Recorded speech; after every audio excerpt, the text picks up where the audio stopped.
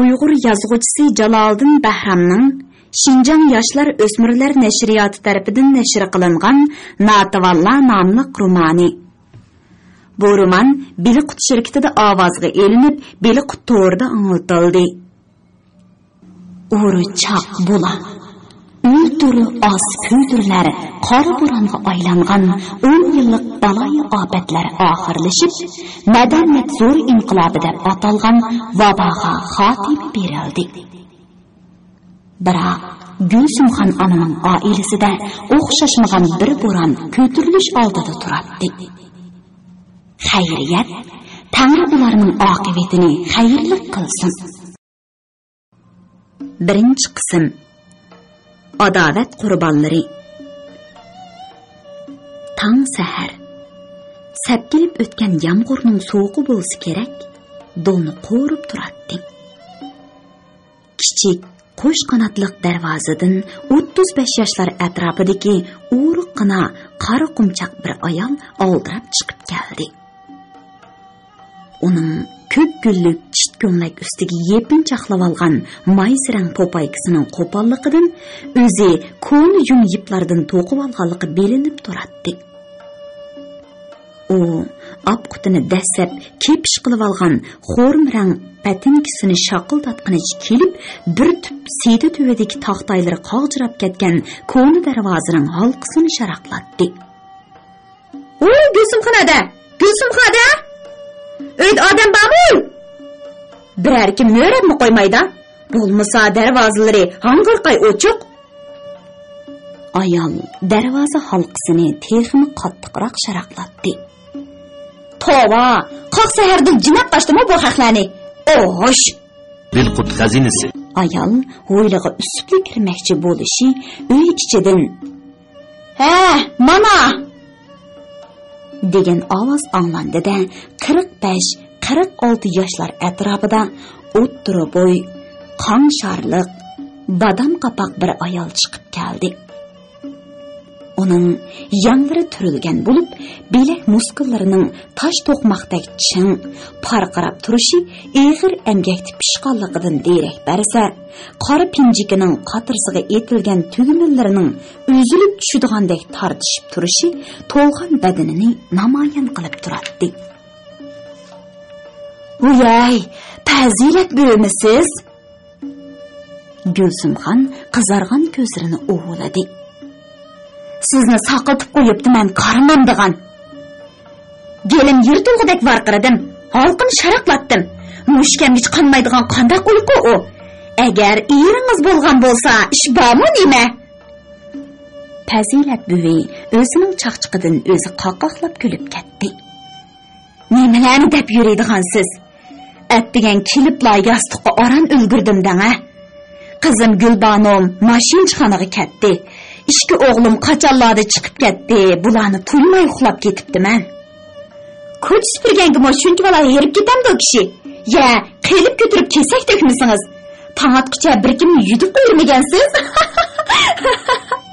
Undaq deganingiz bilan shahar ko'chalarini bo'lib berdi.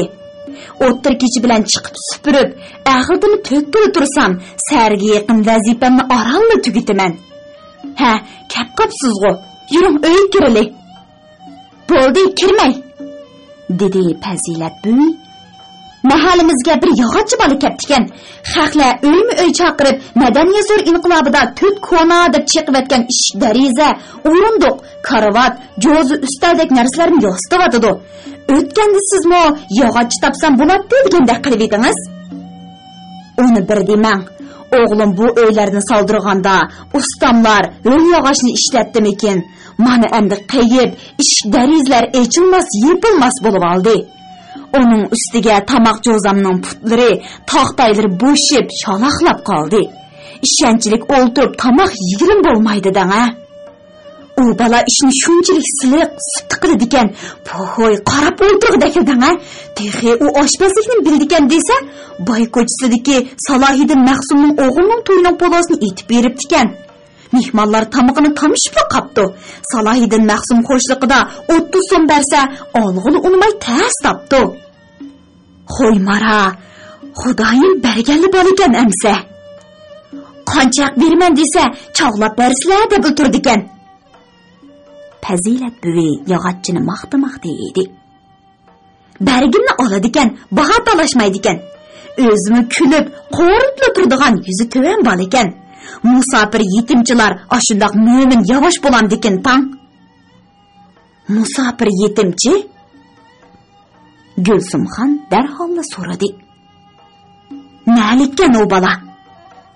Qashqarlikkan. Qashqarlik?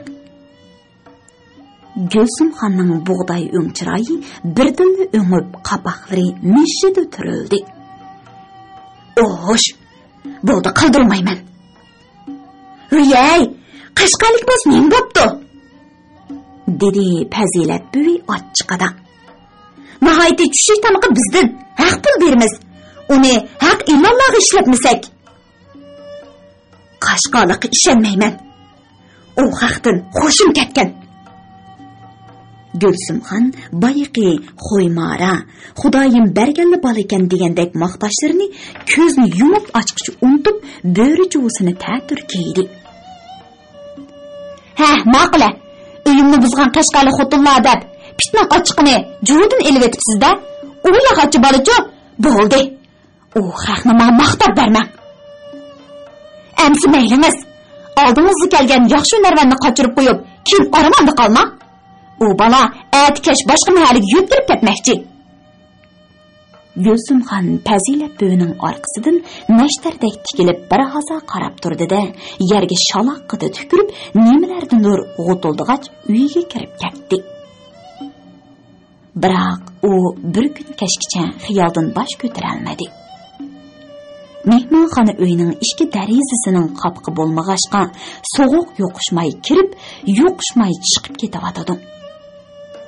O'zi u yer bu yerlarni mixlab bekitib olgan ishki qish kunlari o'rdishib echilmaydigan, yoz kunlari qog'jirab yepilmaydigan bo'lib oldi.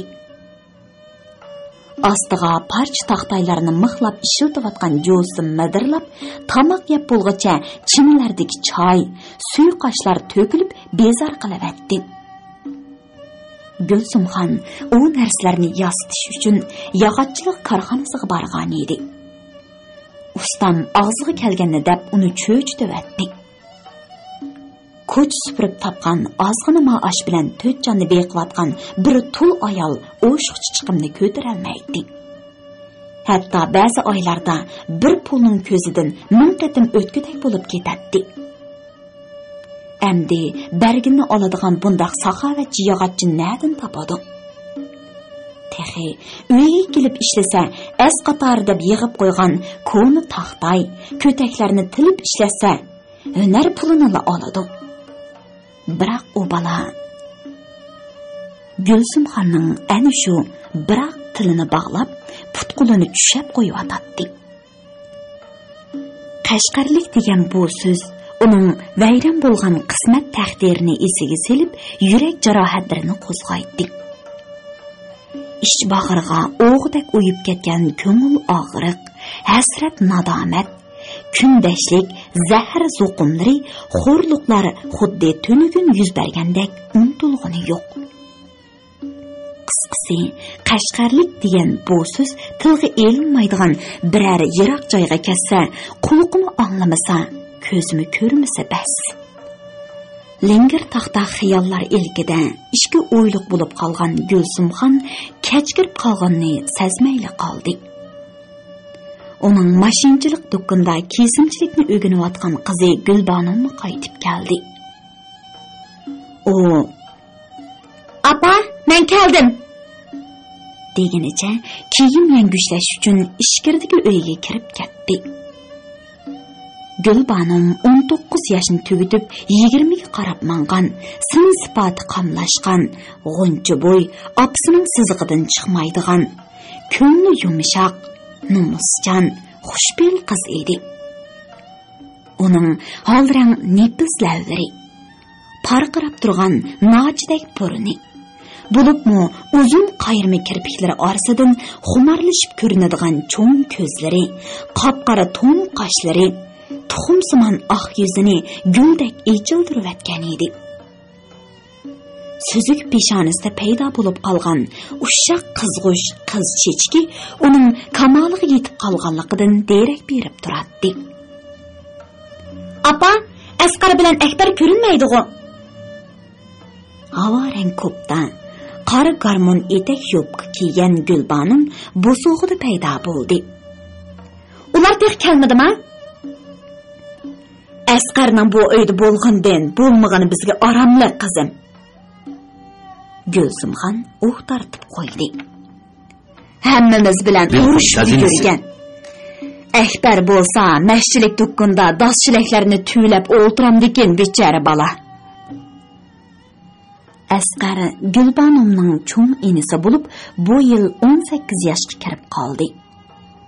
Uning xuy payli dadsiq tortgan monima, g'o'ri qapoq, ta'tur ustixon, sapra mijaz, qo'mashdek etilg'ini oralla turadigan qora motoq, og'zi eski bola bo'ldi. Akbar bo'lsa 16 yoshga kirib qolgan bo'lsa-mu, tili chiqqaniga amdila 2 yildak bo'ldi. Shundaqdimi, u hozirgacha naqsdini to'liq uqtira olmay chinqilib, qizirib ketadi. Gulsumxon uni 12 yoshida mashchilik do'koniga hunar o'rganishga berib atgan edi. Akbar biror qurtqimi azor bermaydigan ko'yimchan, yavash bola. U 4 yildan beri hunarni yaxshi o'rganib, ustamning qo'l qanti bo'lib qolg'ashqa, oyda xajlar deb bergan 10-20 so'm pulni opasiga beradi.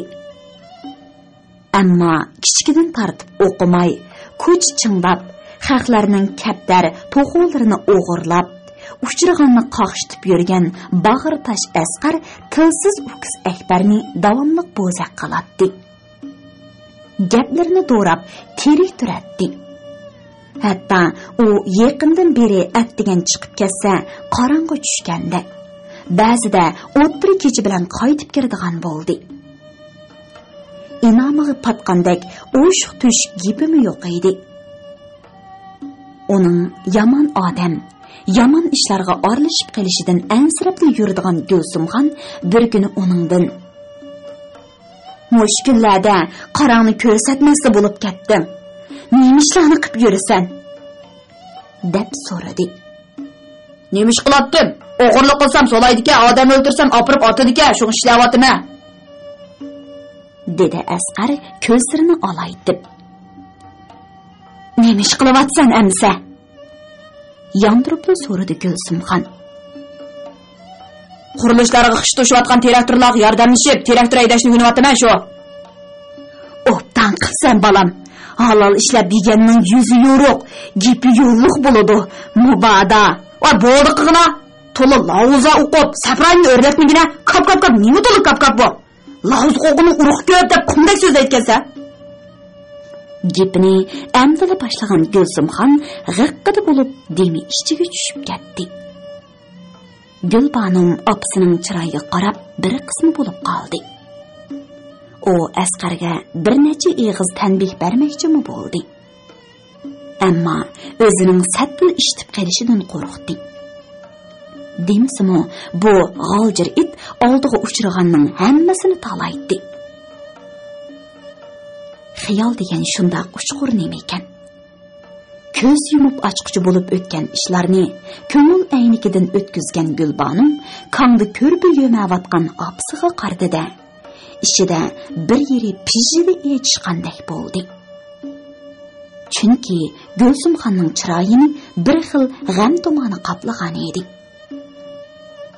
Apa, xomush ko'rinasan-ku. Gulbanim supida o'ltirdi. Mijozing yo'qmi nima? Bak sazgurg'o'mish qizim. Gulsumxon Gulbanimga lappida qardida pisingida kulib qo'ydi. U qiziga qarsila ko'ngli ichilib qoladi. Atdigan fazilat bo'yi kiribdi-kan. Gulsumxon yog'och to'g'riliq bo'lingan gaplarni so'zlab berdi. Lekin u fazilat bo'yining hunarvan balin maqtaganlarining birini demadi. Gulbanim opasining so'zlarini anglab ikkilanib qoldi. Qashqarlik deb u balni akalmasa, bundaq aplik fursat yana kelmaydi.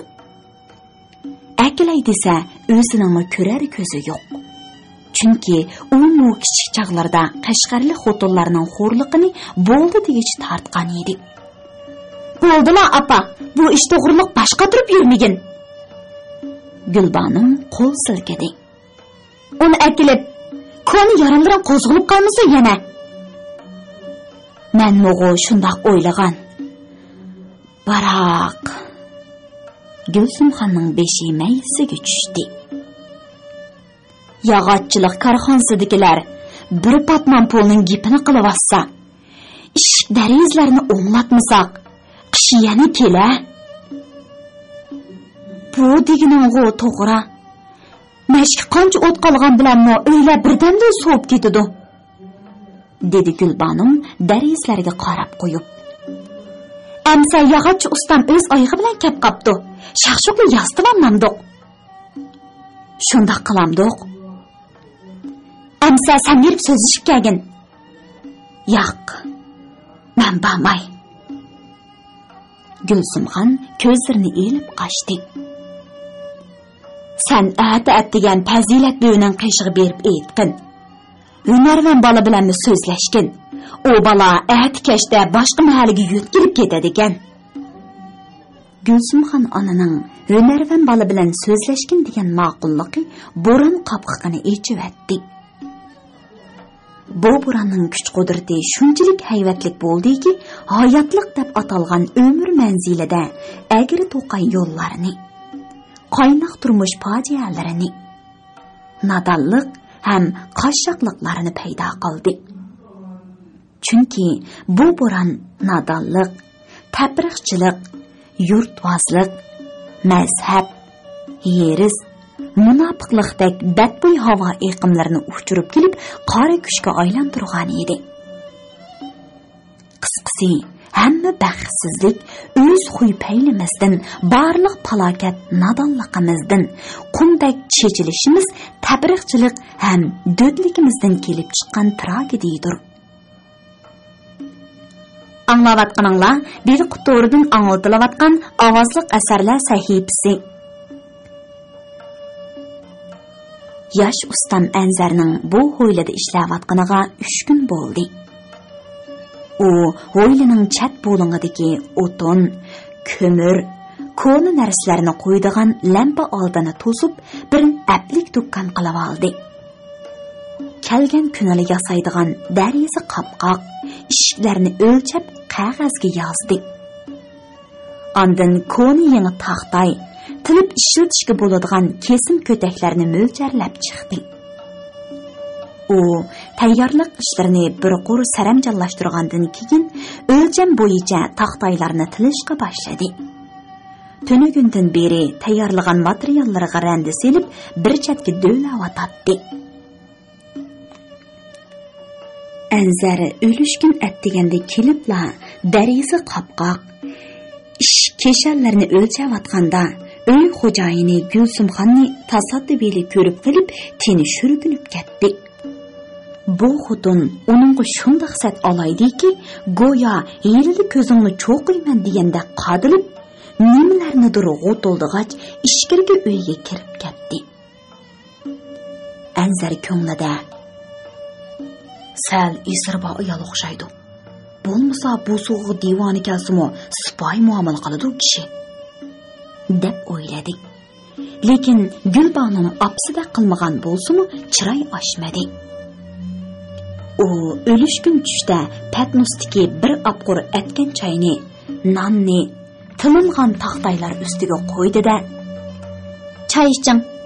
Ishdan kechikib kelgachga tomoq yetolmadim", deb ketib qoldi.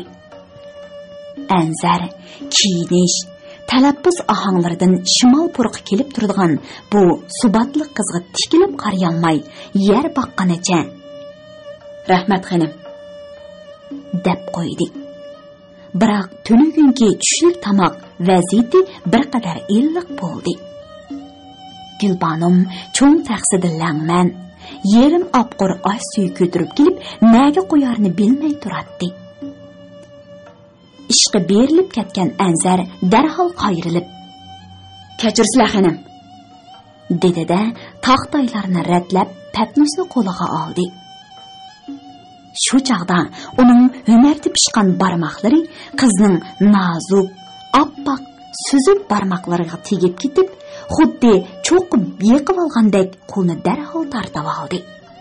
Bu hol Gulbanimning kulgisi. Dilqut xazinasi. U lappada qaradi-da, ko'zlarini elib qochdi. Ammo yigitning chosiga moyil qizil yuzi, qop-qora qo'yuq qoshlari, qizlardimi kam tepiladigan ro'shan cho'ng ko'zlari uning ko'ngil xotirasiga obida hididek o'yilib qoldi. "Yolg'iz ishlab zerikmamsiz?" Gulbanim tunji qatim eg'iz ochdi. Bu asnoda u tamg'i esib qo'yilgan ravobga ko'z tashladi. "Bu narsani ravob deydi-ku, bak mumliq chaladi ekansiz." Anzar har tushlik tomoqdan keyin orom olg'ach, birdam yerimdam ravob chelib qo'yatdi. U tunugin tomoq singdirgach, ozroq tirinchitib qo'ygan edi.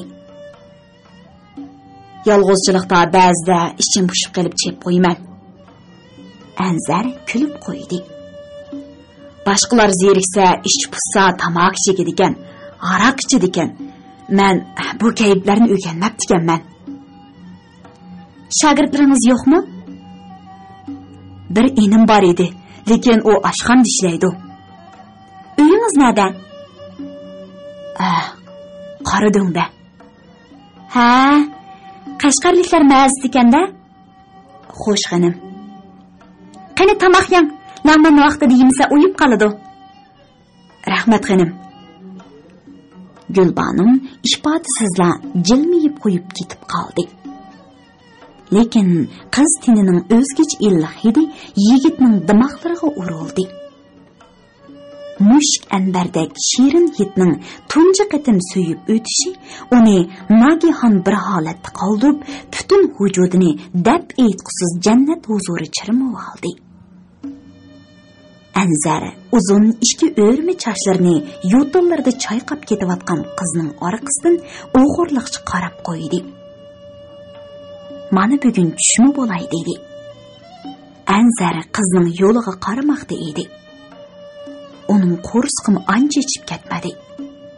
Biroq heliqi jannat hidi 25 yoshlik yigitning ishtohasini g'idiqlab oromsizlantiradi. Shunga u pat-pat peshayvonlik uyga qarab qo'yatdi. Mana cho'ng sirliq legan ko'tirgan qiz pallanpaydan taqildab tushishga boshladi. Leganda chaynak bilan piyola cho'qchiyib turadi. Ang'icha yigit kiyimlarini qiyiqishtirib, yuzini siypashtirdi. Andin yirik qora sochlarini barmoqlarida orqaga tarab qo'ydi. "Sizga bugun go'shtdan pishirgan edim, o'xshadimikin ta?" Gulbanim ochiq chiroy holatda leganni taxtay ustiga qo'ydi. "Qaramamsiz, ismingizni so'rab olmabdiman. Fazilat bu odam sizni nazar deganda qilib edi." "Anzar." Tuzatdi yigit qizga qaray olmay. "Qandoq g'alitimikan? Yo'q, qamlashgan simkan." Gulbanim qizirib yerga qaradi. "Salining-chu xonim." Gulbanim: "Pah, ajab yaqinli qismkana. Qani suv qolmasin, issiqqa deyaveling, o'xshamagan bo'lsin." "Tunugunki langminingizmi bak o'xshabdi ekan, taqsim yavatgidek bo'ldim." Gulbanim chin ko'nglidan chiqarib kulvatdi-yu, ammo shu hamon o'ymoqdek kichik og'zini tutqunicha beshidagi helili ro'milada qizdirib ketdi. "Tomoqni onamlar etamdi?" "Yo'q, men aytaman. Opam uxlayotadi." "Nima? Uxlayotadi?" "Tushki uxlaydi ekan deb hayron bo'layotamsiz?" Gulbanim yaltida uy tarafga qarab qo'ydi. Uning opsining ko'rib qolishidan ansirayotganligi chiroydan chiqib turadi. "Opam kechasi ishlab kunduz orom oladi." "Nada ishlaydi?" Apam Gulbanımның apsini koç süpürdü deyişki tili barmadı. Zavut işleydi. Ha, ma'qula. Kech isminada ishlaydiganda, Salicho xonim. Men mashinchilik do'konida kesimchilikni o'rganyapman. Hunarlarning ichida eng pokizi ham ulug'i tikkuchilik. Rahmat maqtig'ingizga. Gulbanim soatiga qaradi. Men mangay ish vaqti bo'lib qopdim. Shu kuni Gulbanimda mashinchilik do'koniga borgacha g'alati bir holat yuz berdi.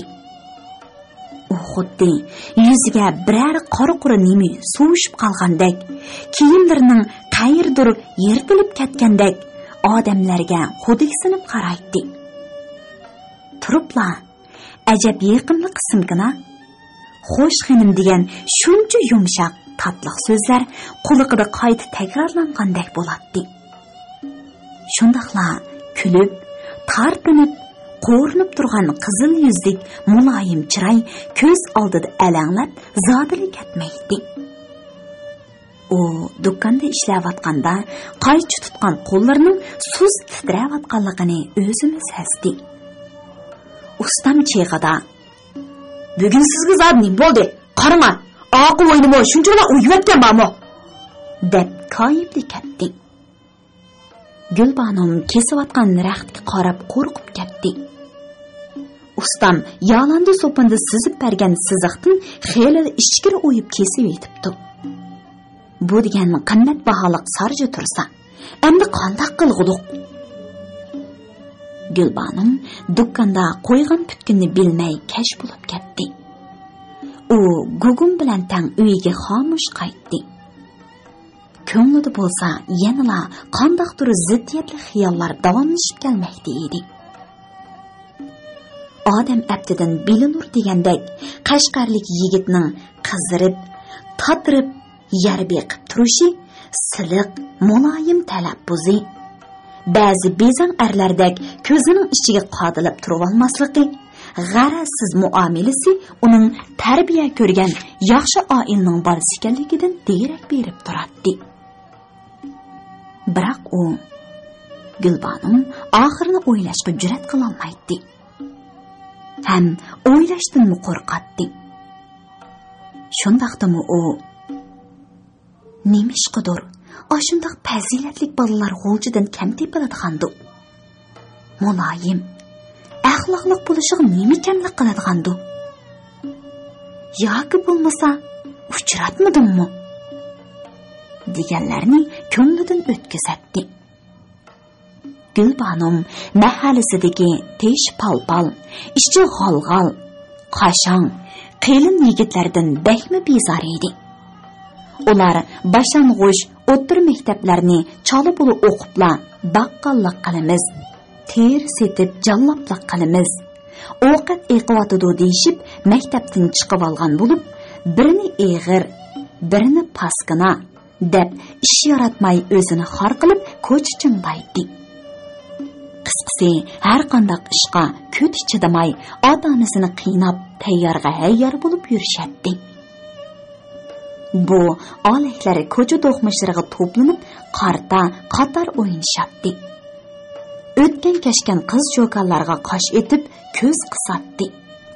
Aymanmay orqasidan ushqirtib, xuddi o'chkidek ma'rishib kulishadi. Garchi ular yanchuqida bir pun yo'q, qo'rsqi echib, kan asnab tursimi, qizlarga qanot so'rab po'xurlik qiladi. Beshim yeydigan apka, so'lteklar ajabmi ko'nglimni ilashtiribdi-ku. deydi Gulbanim tumshuqlarini ushlab, chiroyli ko'zlariga yosh elib. Gulbanim xayol bilan uyiga kelib qolganini to'ymayla qoldi. Ammo darvoza oldidagi bandangda bir kimning o'tirganligini ko'rib, yuragi birdilla selib ketdi.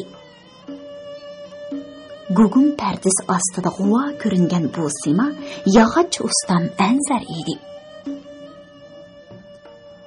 "Tek qaytmadingizmi?" hayron bo'lib so'radi Gulbanim. "Xonim, o'zlarini saqlab." "Nima? ishqa? Heliqi cho'ng yog'ochni tilmasoq shal yetmaydi. Shunga o'zlarini birar qo'l aruz tep beramdikan deb. Anzar gepining oxirida anglanmas asta g'udingshib qo'ydi. Analarga deyishga qo'rqdim. Shal degan nima u? Taxtaychu. O'zingiz tilolmamsiz? Jadar bilan tilg'il bo'ladi, lekin ishga odam ketadi. Megardan ishaymi? Bo'lmaydi. Qo'llar qopirib, teshilib ketadi. Qo'llaringizni tepib bersizlar, ko'takni akatsam, Xanzu bozoridagi tok harisida tildiratdim. To'xtangimsa, men hozir kelaman. Fazilat buvining tashqi harvisi esiga kelgan Gulbanom darhol yugurib ketdi. U ancha hayal bo'lmayla harvini so'rab akaldi. Ular o'ylaga kirib, ko'takni har qancha qilib ko'tara olmadi. Gulbanom, o'zlari harvining sho'tisini egiz ko'tarib, oldiga ishtirib tursizlar, dedi Anzar harvining orqasini ko'tak to'g'rilab. Men pishon bilan yumultib chiqaray. Ular xelili tirmishib yurib, ko'takni harviga chiqarib oldi. Peshonalari munchoq tarlab ketgan Anzar ko'takni qimirlamas qilib bog'lagandan keyin ikkisi harvini ittirib ko'chaga chiqdi. Bu chaqda Gulsimxon peshayvonda paydo bo'lib, qahri bilan qiziga var qaradi. Gulbanom, o'yib kel. Tugmaydigan qandoq param u? Ha, mana. Gulbanom andikibgina orqasiga qaradi. Hozir bu yog'ochni nega ketisiz? Qaradondik uyga. Voy xudoyim, qaradonga? Mush kechidimi? Hech vaqas yo'q. Ata panzaotida tildirib kelmasam, ishim oqsab qoladi. Amsi yo'llar diqqat qilarsiz. Japa chekadigan bo'ldingiz. Anzar harvini ishtirib, barg'ansir uzab ketdi. Gulbanom uning qarasi qorong'ulikda g'oyib bo'lg'ich qarab turib, uyiga qaytib kirdi. Supida beg'irrang yung ishtonni so'kib, yibni yo'gab o'tirgan Gulsimxon qiziga lappida qarab qo'yib, dimiqini qaqdi. Uning bilan hajab paranglashib ketding-a? Odam tepilmagandek, dedi Gulsimxon zarda bilan. Suqash etgandim. So'g'mi ketgandi? Voy opa, qashqarlik bo'lg'ini bilan ishsham bor ekan. Qarg'ina mush kechida yo'g'on ko'takni qordingdek ketdi. Ashundaq ishlayman deb sha otlab kelgandi. Bo'lmasa musofir qandoqcha nijon etadi? O'z yurt, o'z makon turug'liq, mashadiki tayyor topganlar shundaq ishlamda. Gulbanom opasining tutilib atgan chiroyiga parvo qilmadi. Hamma sharoiti to'liq bo'lgandan keyin ishlab yesi bo'ladi. Oilasiga yuk bo'lib olmay, texi hech qanday ish o'rni yo'q lahvola o'ylab qo'y deb otamsa besim ishlatishlarchu.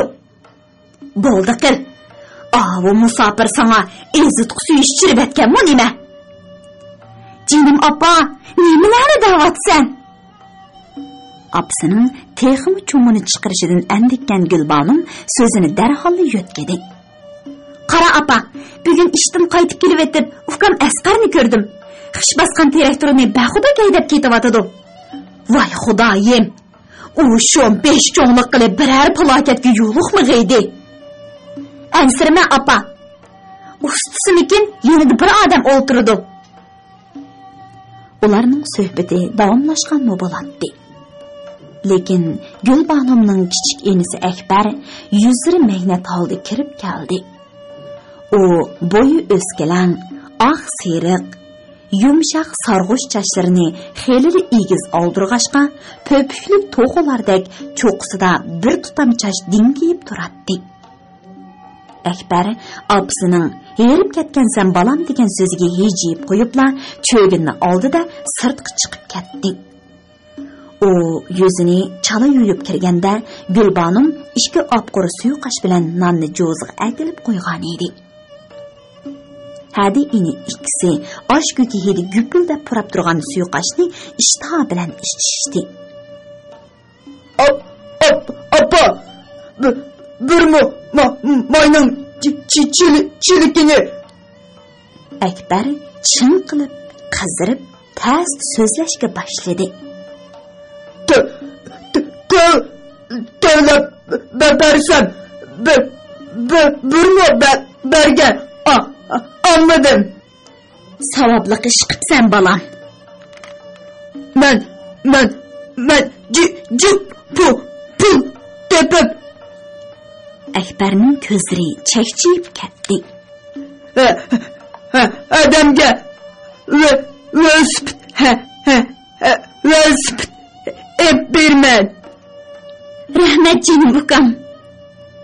Gulbanim gacha enisidan so'yinib ketdi. Sen bana velosiped emas, osmondagi oyni elib berganda xush bo'ldim. Akbar soddilik bilan kulaverdi. Akbar uxlash uchun ichkirgi uyga kirib ketdi. Gulsumxon bilan Gulbanim dalon uyda yetib qolishdi. Ular mashinchixona muhit asrash idorasidagi o'z ishlari haqida birdan so'zlashib yotgandan keyin jimib qolishdi. Gulsumxon to'ris qarab yetib cho'nqur tortdi. Chunki ma'ruf temirchi ham uning qishida qolgan bolalarining taqdiri esidan kashgan edi. Cho'ng o'g'il Anaytulla bu yil 31 yoshga kirib qoldi.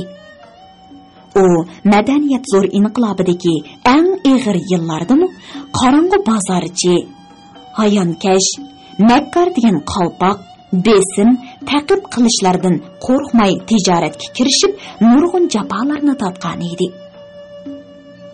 Madaniyat zo'r inqilobi oxirlashib, bozorlar qo'yib berilgandan keyin bir yo'l tepib, katta savdogar bo'lib qoldi.